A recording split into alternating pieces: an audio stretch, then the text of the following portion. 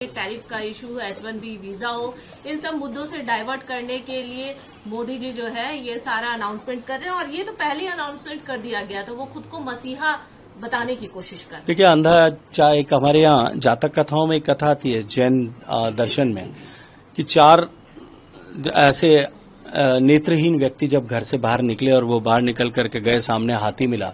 उन्होंने हाथी का, जिसने पांव पकड़ा उसने हाथी की व्याख्या थंबे की तरह की, जिसने पूंछ पकड़ी उसने डोरी की तरह की, जिसने सूंड पकड़ी उसने पाइप की तरह की, जिसने कान पकड़ा उसने सूप की तरह छाजा जो है की तरह की।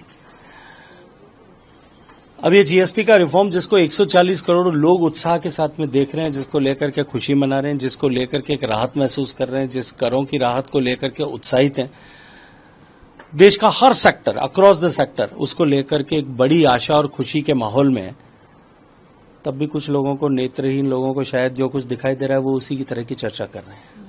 सर, वो कह रहे हैं कि गब्बर सिंह टैक्स हम लोगों का मजाक उड़ाया गया, इस तरीके की चीजें की गई। लेकिन आज ये जो रिफॉर्म्स है इसके लिए तो हम पहले से ही बोल रहे थे कि 8 साल तक जनता को परेशानी नहीं हुई, तब किसी ने नहीं सोचा। आज सौगात की बात, पर मैं ये प्रश्न करना चाहता हूं, मैं आपके माध्यम से प्रश्न करना चाहता हूं कि वो कब रिफॉर्म की बात कर रहे थे? वो तो मंच पे खड़े होकर के इसे गब्बर सिंह टैक्स की संज्ञा दे रहे थे, जैसे आपने कहा। वो जोर शोर से उद्घोष करते थे कि कभी हमारी सरकार बनेगी। वो भी कभी कहते हैं क्योंकि उनको भी पता नहीं है, वो जानते हैं कि कभी बन नहीं सकती। कभी हमारी सरकार बनेगी तो हम इसको समाप्त कर देंगे, वो इस तरह की घोषणा करते थे।